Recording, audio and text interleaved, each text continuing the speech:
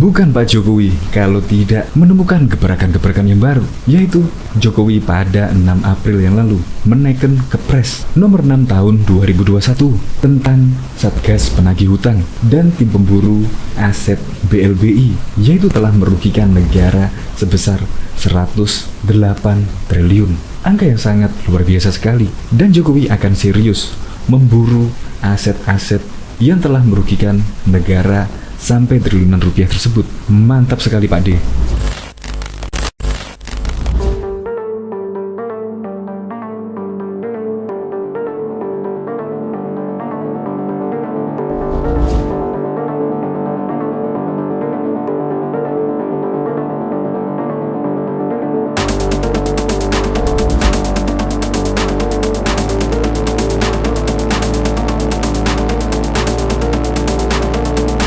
Menteri Koordinator Politik Hukum dan Keamanan Menko Polhukam Mahfud MD mengungkap bahwa Presiden Joko Widodo telah membentuk Satgas Penanganan Hak Tagih Negara Dana BLBI yang memang pada waktu dulu sempat heboh. Apa itu BLBI?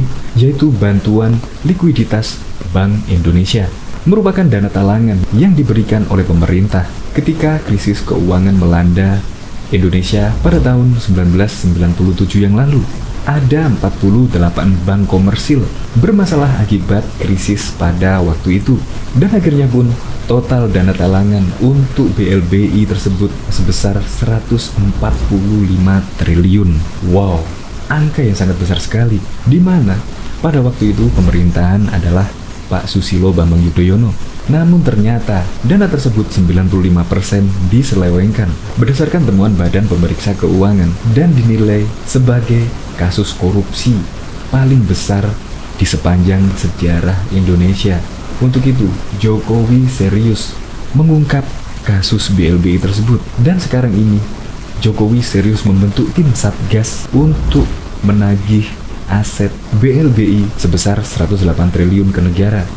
Ya lumayan lah, 108 triliun bisa membangun infrastruktur yang sangat banyak sekali. Untuk lebih lengkapnya simak berita berikut ini. Good News Indonesia. Belum menyaksikan video ini, pastikan bosku jangan lupa subscribe, karena subscribe itu gratis plus bonus tonton video terbaru setiap harinya. Jangan lupa ya. Gak ada takutnya, Jokowi akan kejar aset BLBI senilai 108 triliun. Menteri Koordinator Politik Hukum dan Keamanan Menko Polhukam Mahfud MD mengungkapkan bahwa Presiden Joko Widodo telah membentuk Satgas Penanganan Hak Tagih Negara Dana BLBI. Pembentukan Satgas berdasarkan keputusan Presiden Kepres nomor 6 tahun 2021 tentang Satgas Penanganan Hak Tagih Negara Dana BLBI yang diteken pada 6 April 2021 yang lalu. Tugas Satgas adalah menagih dan memproses semua jaminan agar menjadi aset negara. Tanggal 6 April 2021, Presiden mengeluarkan Kepres. Isinya, Kepres yang dimaksud adalah Kepres nomor 6 tahun 2021 tentang Satgas Penanganan Hak Tagih Negara Dana BLBI, kata Mahfud dalam cuitan di akun Twitter resminya Muhammad Mahfud MD semalam 8 April. Mahfud menjelaskan, Kepres tersebut diisi oleh 5 menteri serta Jaksa Agung ST Burhanuddin dan Kapolri Jenderal Setio Sigit Prabowo sebagai pengarah Satgas. Kepres ini muncul setelah Komisi Pemberantasan Korupsi KPK mengeluarkan surat perintah penghentian penyidikan SP3 kasus BLBI dengan tersangka Samsul Nursalim dan Ijih Nursalim. Mahfud menegaskan, perintah akan menagih seluruh aset BLBI yang seharusnya dikembalikan untuk aset negara. Kini pemerintah akan menagih dan memburu aset-aset karena utang perdata terkait BLBI jumlahnya lebih dari 108 triliun, kata Mahfud MD. Selain itu, Mahfud menilai SP3 yang dikeluarkan KPK terhadap Samsul dan Ijih merupakan implikasi dari keputusan Mahkamah Agung MA terhadap ex-kepala BPPN Syarifuddin Arsyad Temenggung. MA kala itu membebaskan Syarifuddin karena menilai kasus yang membelitnya bukan termasuk ranah pidana melainkan perdata. Mari diingat, Samsul Nursalim dan Ijih dijadikan tersangka oleh KPK bersama ex-kepala BPPN Syarifuddin Temenggung ST. ST dijatuhi pidana korupsi oleh PN 13 tahun plus denda 700 juta dan diperberat oleh PT menjadi 15 tahun plus denda 1 miliar. Tapi MA membebaskan ST dengan vonis kasus itu bukan pidana, terang Mahfud. Mahfud mengatakan, KPK juga telah mengajukan peninjauan kembali PK atas putusan kasasi tersebut. Meski demikian, MA menolak PK dari KPK. ST tetap bebas dan Samsul Idjih ikut lepas dari status tersangka karena perkaranya adalah satu paket dengan ST, dilakukan bersama, ujar Mahfud. Diketahui juga Partai Demokrat meradang saat media asing asal Hong Kong ASEAN Sentinel menyinggung kasus bailout Bank Senturi dan mengaitkan dengan Ketua Umum Susilo Bambang Yudhoyono SBY. Partai berlambang Mercy itu pun langsung menyinggung kaitannya dengan kasus BLBI. Sekjen PDIP Hasto Kristianto justru balik menyindir, jikalau memang tidak ada masalah, seharusnya berani untuk menyampaikan. Kalau sebenarnya nggak ada masalah di masa lalu, nggak usah khawatir. Kita lihat, ternyata kasus Bank Senturi skandal yang sangat besar, sampai terjadi angket sehingga ketika hal itu diungkap publik, harus diberikan penjelasan secara transparan. Pak SBY berikan penjelasan, ucap Hasto di Posko Cemara Senin 17 September 2018 yang lalu. Dia menuturkan, banyak orang mempersalahkan karena komitmen Partai Demokrat yang menyatakan tidak pada korupsi. Ketika kemudian menjadi masif oleh elit-elit partainya, itu kan penyebaban gugatan publik, sehingga lebih baik Pak SBY memberikan penjelasan langsung. Tapi, kalau beliau merasa tak ada persoalan, ya kenapa harus begitu reaktif dan menyalahkan yang lalu-lalu, jelas Hasto. Soal kasus BLBI yang disinggung oleh Demokrat, dia justru menanyakan balik, apa yang sudah dilakukan SBY saat menjabat sebagai presiden selama 10 tahun. Jadi, kalau Pak SBY mempertanyakan BLBI, ya apa yang Pak SBY lakukan selama 10 tahun terakhir semasa beliau berkuasa?